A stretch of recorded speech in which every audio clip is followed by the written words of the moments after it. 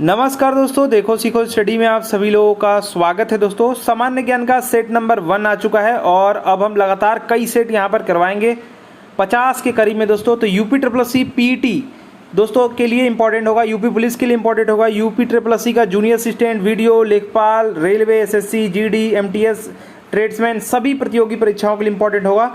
तो सबसे पहला नंबर जो क्वेश्चन है, चित्तौड़गढ़ के किले के अंदर जो विजय के प्रतीक जो विजय स्तंभ है, इसका निर्माण किसने करवाया था? तो जिन लोगों को पता है ऑप्शंस में से कमेंट बॉक्स में उत्तर दे रहे हैं ईमानदारी के साथ, उसके बाद वो देखेंगे कि क्या वो सही आंसर दिए हैं कि नहीं। ठीक है, तो दोस्तों इसका राइट आंसर हो जाएगा राणा कुंभा, बी इसका राइट आंसर हो जाएगा। ठीक है, जो मालवा और गुजरात की सेनाओं पर दोस्तों विजय प्राप्त किया था, मतलब जो महमूद खिलजी के नेतृत्व में हुआ था, तो उसको राणा कुंभा ने दोस्तों जीता था। और इसी जीत का जो ये हुआ है वो 1440 से लेकर 48 के बीच में ये हुआ है। तो विजय स्तंभ की स्थापना इन्होंने इसी के बीच में करवाई। दोस्तों ये विजय स्तंभ है, ये राजस्थान पुलिस और राजस्थान जो माध्यमिक शिक्षा बोर्ड है इसका प्रतीक का चिन्ह भी है। और अगर बात करें दोस्तों तो वास्तुकार मंडन, जैता और नापा और पूंजा ये सब वास्तुकार थे। और दोस्तों बात करें कि जो स्तंभ की ऊंचाई है वो 122 फीट है और चौड़ाई दोस्तों जो है दोस्तों है वो 30 फीट है। तो ये एग्जाम में आ सकता है इसलिए। और दोस्तों 9वां जो है मंजिल टावर है। और राणा उदय सिंह जो है वो जो है क्या कौन है, महाराणा प्रताप के जो है वो दोस्तों जो है पुत्र हैं। ठीक है, अमर सिंह जो थे इनके पिता थे और अमर सिंह के पिता थे राणा सांगा। तो ये पूरा एक सीरीज है। ठीक है, महान जो है वॉरियर्स की। नेक्स्ट बात करेंगे 1529 में घाघरा का जो युद्ध हुआ है, ये दोस्तों मुगल बादशाह बाबर ने किसको हराया था इसमें? तो दोस्तों देखिए, आप जानते हैं 27 में इसने स्टार्ट किया था, 26, 27, 28 ऐसे करके इसने लगातार जो है, जिसे आपने एक ट्रिक भी याद करवाया था मैंने कुछ दिन पहले आपने देखा होगा। तो दोस्तों 29 में जो घाघरा का युद्ध हुआ था, ये दोस्तों जो है महमूद लोदी के साथ युद्ध हुआ था बाबर का, और बाबर ने फिर यहाँ पर हराया था। बाबर ने लगातार यहाँ पर दोस्तों 29 में हराया और 30 में दोस्तों जो है बाबर चला गया, मतलब मृत्यु हो गई थी। ठीक है, तो चलिए नेक्स्ट देखेंगे। नेक्स्ट यहाँ पर देखेंगे क्वेश्चंस। तो दोस्तों 1658 में बहादुरपुर के युद्ध में शाहजहां के दूसरे बेटे शाह शुजा को शाहजहां के पोते किसने हराया था? मतलब पूछा जा रहा है कि शाहजहां के जो दूसरा बेटा था उसी को शाहजहां के किसी पोते ने, उसी के पोते ने हरा दिया। उसका नाम आपको बताना है। तो याद रखिएगा उसका जो नाम है वो सुलेमान सिको है। क्या नाम है? सुलेमान सिको। इसी ने हरा दिया था दूसरे बेटे जो है शाह शुजा को। याद रखिएगा, बहुत ही इंपॉर्टेंट क्वेश्चन है। ठीक है, नेक्स्ट बात करेंगे। मोहम्मद बिन तुगलक ने निम्न विदेशी यात्रियों में से किस राज्य सेवा जो किसे दोस्तों यहाँ पर होना चाहिए, किसे जो है राज्य सेवा में नियुक्त किया था? मोहम्मद बिन तुगलक ने दोस्तों विदेशी इन जो ये यात्री हैं इनमें से किसे जो है राज्य सेवा में नियुक्त किया था, ये पूछा जा रहा है। तो इसने दोस्तों जो है इब्न बतूता को, यहाँ पर बी इसका राइट आंसर हो जाएगा, इब्न बतूता को दोस्तों अपने राज्य सेवा में नियुक्त किया था। और दोस्तों एक अरबी भाषा में दोस्तों एक यात्रा वृतांत लिखा हुआ है इब्न बतूता ने, उसका नाम है रेहला। क्या है? रेहला। याद रखिएगा एग्जाम में आता है ये। और इब्न बतूता दोस्तों जो है 1333 इब्न बतूता देखिए ई जो है 3 की तरह है, भी ट्रिक भी मैं बताते चल रहा हूँ। तो जो है 333 यानी कि 1333 ईस्वी में दोस्तों दिल्ली पहुंचा था। इसकी विद्वता से प्रभावित होकर ये इन्होंने ऐसा काम किया था। ठीक है, और मोहम्मद बिन तुगलक ने दोस्तों इसे दिल्ली का जो है काजी या फिर कहते हैं न्यायाधीश जो है नियुक्त कर दिया था। काजी वो न्यायाधीश के रूप में ही मतलब हैं। ठीक है, इब्न बतूता दोस्तों मोरक्को का जो है बात करें तो मूल का अफ्रीकी जो है ये है। ठीक है, मतलब अफ्रीकी यात्री था। चलिए नेक्स्ट बात करेंगे। मिजोरम के पारंपरिक जो बांस यहाँ पर बांस होना चाहिए। तो बांस जो नृत्य है वो उसको क्या कहा जाता है? याद रखिएगा बांस लिखा हुआ है, थोड़ा सा प्रिंटिंग मिस्टेक भी होता है। तो बांस दोस्तों जो नृत्य है उसको क्या कहते हैं? तो जो बांस नृत्य है उसको दोस्तों कहते हैं चिराव। क्या कहते हैं? चिराव कहते हैं। याद रखिएगा जो बांस नृत्य है उसे क्या कहते हैं? चिराव कहते हैं। ठीक है दोस्तों, ये आदिवासियों द्वारा दोस्तों किया जाने वाला नृत्य है, बहुत ही इंपॉर्टेंट है। बांस का नृत्य भी इसको कहते हैं और दोस्तों चेराव भी कहते हैं। इसमें क्या होता है? इसमें दोस्तों जो है 4 समूह में किया जाता है दोस्तों, पुरुष और स्त्री दोनों इसमें शामिल होते हैं। ठीक है, इसमें क्या होता है? बांसों को पकड़ते हैं पुरुष और महिलाएं जो है इसके अंदर ढोल और ताल नृत्य करती हैं। याद होगा, आप सभी लोगों ने देखा होगा ये। चलिए टीवीओबी में, दूरदर्शन में। चलिए नेक्स्ट बात करें, निम्न में से कौन सी ब्रिटिश भाषा में नील की खेती से संबंधित प्रणाली थी? इनमें से कौन सा प्रणाली था जो कि ब्रिटिश भाषा में नील की खेती से संबंधित था दोस्तों? तो इसमें जो निज था, क्या था? निज जो था ये नील की खेती से संबंधित था। याद रखिएगा, बहुत इंपॉर्टेंट है, ये भी कई बार एग्जाम में पूछा जा चुका है दोस्तों। देखिए नील की खेती के दो प्रमुख तरीके थे, एक तो निज, एक और आता है कौन सा? रैयती। ये दोनों नाम याद रखेंगे, ठीक है, निज भी और रैयती भी। तो ये दोनों में से कोई भी आप एग्जाम में दे दे तो आप कर लीजिएगा, ठीक है। चलिए नेक्स्ट बात करेंगे, ब्रिटिश संसद में सदस्य बनने वाले पहले जो भारतीय थे उनका नाम आपको बताना है। तो ग्रैंड ओल्ड मैन जिन्हें कहते हैं दादा भाई नौरोजी, ए इसका राइट आंसर हो जाएगा। बहुत बार एग्जाम में ये भी आ चुका है, याद रखिएगा। दादा भाई नौरोजी जो दोस्तों क्या थे? 1892 में क्या हुआ? 1892 में दोस्तों जो है इनको कॉमन हाउस के दोस्तों के लिए चुना गया। क्या? फ्रिंसवारी से, ठीक है, फ्रिंसवारी से कॉमन हाउस के लिए इनको चुना गया दोस्तों। और लिबरल पार्टी से चुनाव लड़े थे। और एक जो अगर पूछ लेता है कभी कभी जो सबसे पहले जो है प्रति व्यक्ति आय किसने निकाला था, तो इन्हीं को श्रेय जाता है, ठीक है। इन्होंने एक जो है बुक भी लिखी थी, उसको कमेंट बॉक्स में लिख करके आप सभी लोग बताएंगे। इससे पहले मैंने कई जो है सेट्स में करा रखा है जीके के।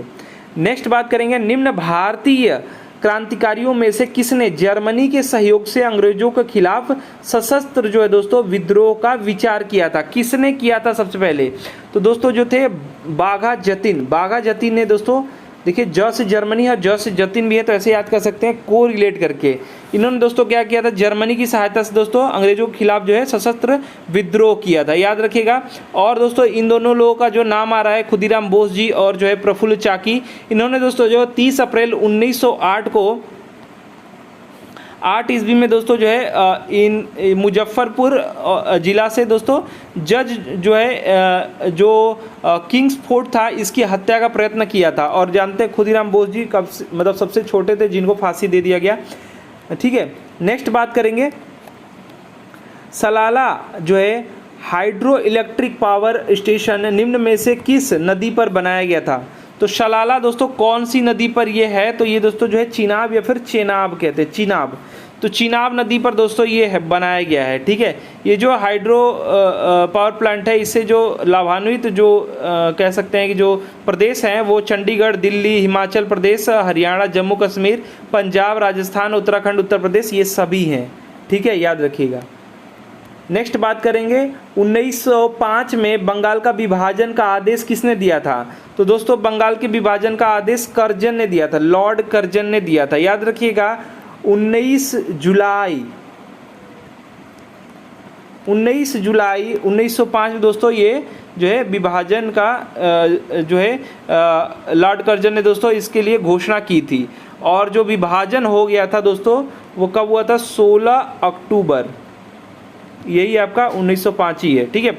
इसने दोस्तों जो है विधि रूप से दोस्तों इसको विभाजन कर दिया था।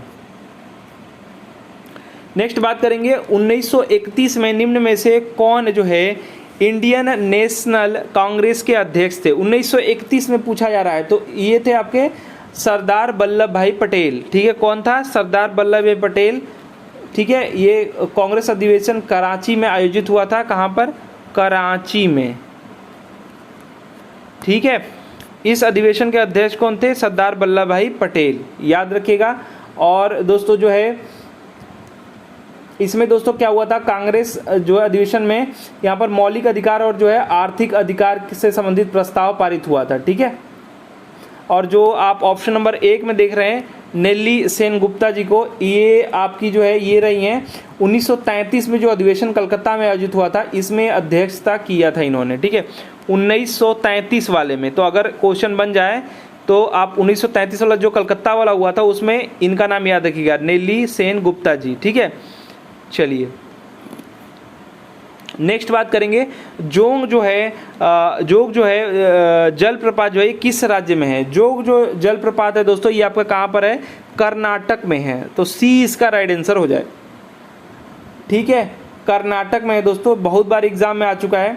कुछ और भी जलप्रपात हैं वो आपके एग्जाम में पूछे जा सकते हैं, जैसे कि दोस्तों धुआंधार जलप्रपात है, ये कहाँ पर है? तो धुआंधार दोस्तों जो है आपका जलप्रपात मध्य प्रदेश के जो है जबलपुर में है। ऐसे ही आपको पूछा जाता है दूध सागर वाला, तो दूध सागर वाला पश्चिमी घाट में दोस्तों गोवा और कर्नाटक के दोस्तों सीमा पर जो है मांडवी नदी पर स्थित है। ऐसे ही चित्रकूट पूछा जा सकता है, तो वो जो है जलप्रपात छत्तीसगढ़ राज्य के जो है बक्सर जिले में दोस्तों जो है ये है, इंद्रावती नदी पर अवस्थित है। ऐसे ही दोस्तों जो है लैंगसियांग, ये सब अगर आप सुनते रहिए तो याद हो जाएगा। लैंगसियांग जो जलप्रपात है और जो कलियाकाई दोस्तों जो है ये कालिकाई दोस्तों जो जलप्रपात है ये मेघालय राज्य में स्थित है। ऐसे जितने जलप्रपात हैं मेन उनको देख लेंगे। नेक्स्ट बात करेंगे, निम्न में से किस राज्य में दोस्तों जो है भारत की सबसे खारी आर्द्र भूमि सांभर झील स्थित है। मतलब आपसे पूछा जा रहा है क्वेश्चन को घुमा घुमा के कि सांद्र जो झील है या फिर जो सांभर झील है वो आर्द्र है, खारी है, ये सब पूछा जा रहा है। खारी को सांद्र भी कहते हैं, ठीक है। तो इससे आप सांभर झील भी याद कर सकते हैं। और ये कहाँ पर ये पूछा जा रहा है, तो जो है राजस्थान में। कहाँ पर है? राजस्थान में। तो डी इसका राइट आंसर हो जाएगा। सांभर झील दोस्तों जयपुर में स्थित है। जयपुर कहाँ है? राजस्थान में है। सांभर झील दोस्तों जो है एक रामसर स्थल भी है, याद रखिएगा। और दोस्तों भारत ने दोस्तों 1982 में रामसर संधि को स्वीकारा था, ठीक है। और दोस्तों देखिए रामसर साइट का स्थल जो रेणुका है वो हिमाचल प्रदेश में है। ऐसे ही दोस्तों जो है राजस्थान में 2 रामसर साइट है, एक तो सांभर झील, एक केवला जो है राष्ट्रीय उद्यान, दोनों याद रखेंगे आप, ठीक है। नेक्स्ट बात करेंगे, निम्न में से कौन सी नदी जो है घाघरा नदी की सहायक नदी है? इनमें से कौन सा जो कि घाघरा नदी का सहायक नदी है वो कौन सा है? सरयू नदी, ठीक है। ये आगे चल के घाघरा नदी का सहायक नदी हो जाता है, सरयू नदी, याद रखिएगा। ए इसका राइट आंसर है, वही अयोध्या वाला, ठीक है। घाघरा नदी दोस्तों बलिया और छपरा के बीच निकट जो है गंगा नदी में मिल जाती है, ये भी आप याद रखेंगे। नेक्स्ट बात करेंगे, भारत में उष्णकटिबंधीय सदाबहार वन कहाँ पाए जाते हैं? तो भारत में जो उष्णकटिबंधीय सदाबहार वन है दोस्तों वो आपके केरल में पाए जाते हैं। कहाँ पर? केरल में पाए जाते हैं दोस्तों। उष्णकटिबंधीय वन प्रमुखतः विषुवत रेखा जो रेखीय प्रदेश और जो उष्णकटिबंधीय प्रदेशों में ये बीच मतलब इन जगहों पर ये पाए जाते हैं मोस्टली, ठीक है। ऐसे वन दोस्तों जो है 200 सेमी से अधिक वर्षा वाले जो क्षेत्र हैं उन्हीं के बीच में पाए जाते हैं। और दोस्तों ऐसे वन में लकड़ियाँ लंबी और कठोर होती हैं। और दोस्तों इसमें जो भारत में जो उष्णकटिबंधीय सदाबहार वन जो हैं वो आपके पश्चिमी घाट, पूर्वी घाट, अंडमान निकोबार द्वीप समूह में अधिक पाई जाती है, ये भी याद रखेंगे। तो ऑप्शंस में से केरल राइट आंसर हो जाएगा। नेक्स्ट बात करेंगे, भारत में लोकपाल और लोकायुक्त की स्थापना का सुझाव किसने दिया था? मतलब यहाँ पर कमेटी आयोग की बात करेगा कि कौन से आयोग ने दोस्तों जो है ये किया था। तो देखिएगा प्रशासनिक सुधार आयोग ने दोस्तों जो है स्थापना का सुझाव दिया था। किसका? लोकपाल और लोकायुक्त का, ठीक है। और दोस्तों बात करें कि इससे पहले कुछ चीज़ें हुई हैं, जैसे कि इस आयोग ने दोस्तों जो है 5 जनवरी 1966 में जो मोरारजी देसाई की अध्यक्षता में किया गया था, ये मतलब जो प्रशासनिक सुधार आयोग था ये दोस्तों इसका गठन किया गया था। इस समय 5 जो है जैन है, ये 5 जनवरी दोस्तों 1966 में मोरारजी देसाई की अध्यक्षता में। और दोस्तों जो 1967 में दोस्तों के हनुमतैया को इसका अध्यक्ष बनाया गया। और जिनका दोस्तों आयोग का कार्यकाल जो दोस्तों था वो 1970 में समाप्त हो गया, ठीक है। याद रखिएगा, बहुत ही इंपॉर्टेंट क्वेश्चन है ये। चलिए नेक्स्ट बात करेंगे, जो ये अधिनियम लाया गया है वो आपका 2013 में लाया गया है, ठीक है। 2-3 बार और भी चीज़ें हुई, लेकिन यहाँ वीडियो ज़्यादा लंबा हो जाएगा। नेक्स्ट बात करेंगे, निम्न में से कौन सा भारतीय रिजर्व बैंक की मौद्रिक नीति का एक साधन नहीं है? तो इनमें से कौन सा है जो कि नहीं है? तो दोस्तों देखिए मौद्रिक नीति की बात कर रहा है और रिजर्व बैंक की बात कर रहा है, तो यहाँ पर जीएसटी कहाँ से आ जाएगा? वस्तु एवं सेवा कर बताया जा रहा है, तो सी इसका राइट आंसर हो जाएगा, यही नहीं है। बाकी आप रेपो दर मतलब रेपो रेट और रिवर्स रेपो ये सब जानते ही हैं। आपका चल निधि समायोजन सुविधा और नकदी जो आरक्षित अनुपात, मतलब देखिए चल निधि मतलब चल अचल जो संपत्ति होता है इसको क्या कहता है? बैंक जो है नकदी को मतलब कितना अनुपात में रख लेना है, कितना जो है मार्केट में कर देना है, इससे क्या ये कंट्रोल करता है, ठीक है। रेपो रेट से भी कंट्रोल करता है, लेकिन ये जीएसटी कहाँ से आ जाएगा? तो वही नहीं करता है, यही नहीं साधन है, तो सी इसका राइट आंसर हो जाएगा। नेक्स्ट बात करेंगे, जनसांख्यिकी संक्रमण को निम्न में से किसके रूप में वर्णित किया गया है? तो दोस्तों किसके रूप में वर्णित किया गया यहाँ पर पूछा जा रहा है। जन जो सांख्यिकी संक्रमण को, तो दोस्तों ये किया जाता है एक समय के बाद जो समाज की जनसंख्या होती है उसमें परिवर्तन की एक प्रक्रिया होने लगती है, उसी को दोस्तों जो है जन सांख्यिकी संक्रमण कहा जाता है। तो ये इसी को दोस्तों वर्णन किया गया है, तो डी इसका राइट आंसर हो जाएगा।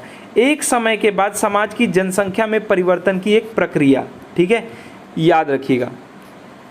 नेक्स्ट बात करेंगे 1929 में महामंदी, यानी कि जो महामंदी थी, 2 बार हो गया ये, द ग्रेट डिप्रेशन 1929, इसमें से किस क्षेत्र में शुरू हुई थी, मतलब कहाँ से स्टार्ट हुआ था, कहाँ से शुरू हुआ था दोस्तों?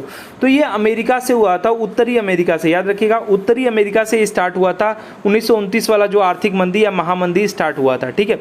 विश्व आर्थिक मंदी दोस्तों 19 से 33 तक के बीच में था, ठीक है, 29 से 33, मतलब 1929 से 1933, ठीक है, याद रखिएगा, बहुत इंपॉर्टेंट है।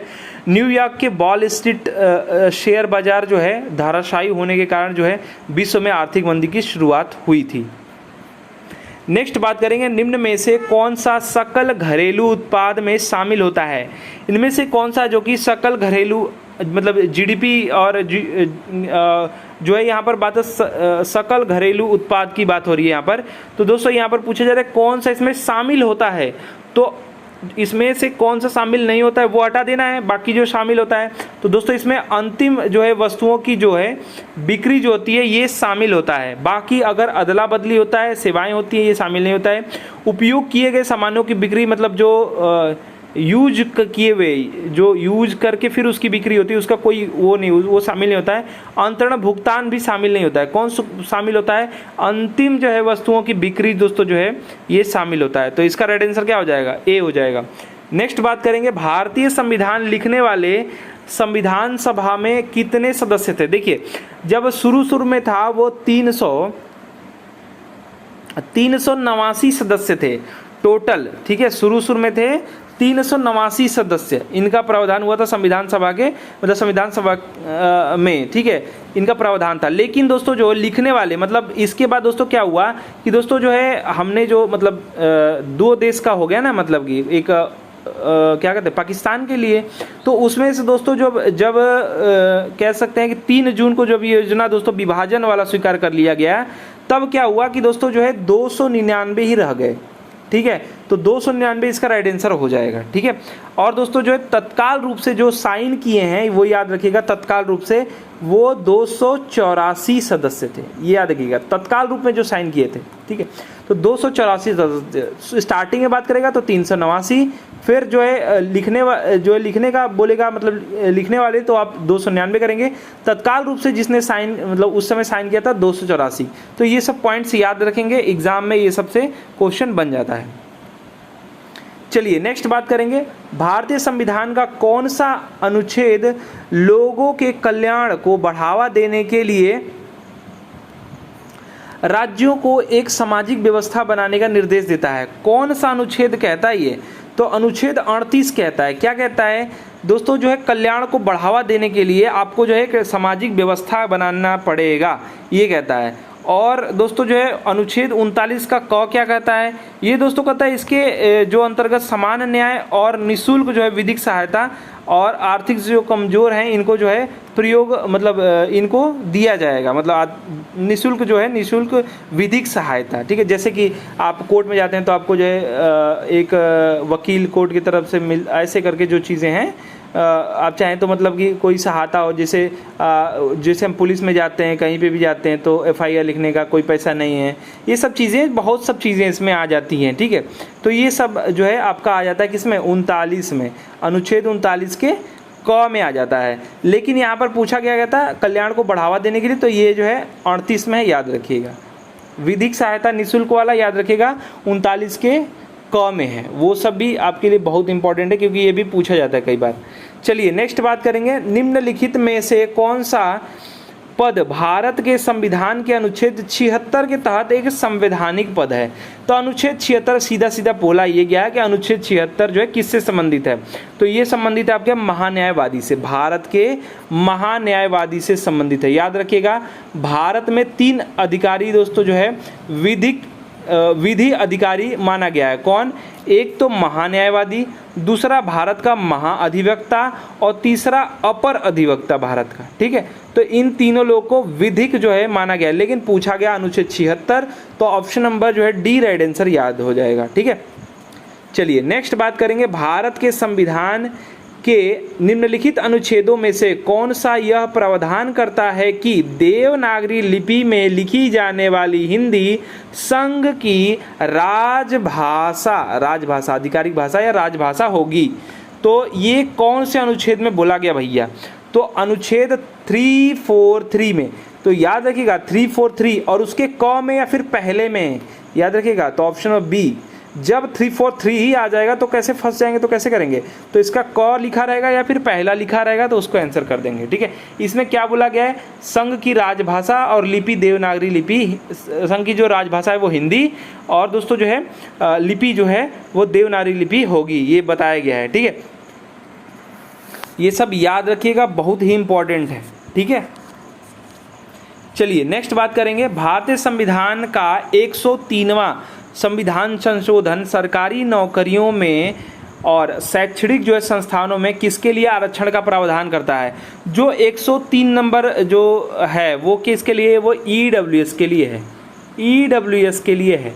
तो ये 103 आर्थिक रूप से जो कमज़ोर हैं, मतलब जनरल में से ही, तो इसमें कुछ प्रावधान है, जैसे कुछ एक समय बता के 1000 स्क्वायर फीट से ज़्यादा आपका जो है घर उससे ज़्यादा में नहीं होना चाहिए, कुछ 8 लाख से ज़्यादा आपके माता पिता या फिर आपके पूरे परिवार के इनकम नहीं होना चाहिए, ये सब कुछ नियम है, और 5 बीघा से ज़्यादा खेत नहीं होना चाहिए, ये सब चीज़ें इसमें नियम है। ठीक है, तो ए इसका राइट आंसर हो जाएगा। तो देखिए दोस्तों, ये सेट नंबर 1 था जो है सामान्य ज्ञान का। आशा करते हैं दोस्तों कि आपको जो है ये सेट नंबर 1 पसंद आया होगा जीके का। हमारा वीडियो देखने के लिए आप सभी लोगों का बहुत बहुत धन्यवाद। Please like and share. धन्यवाद।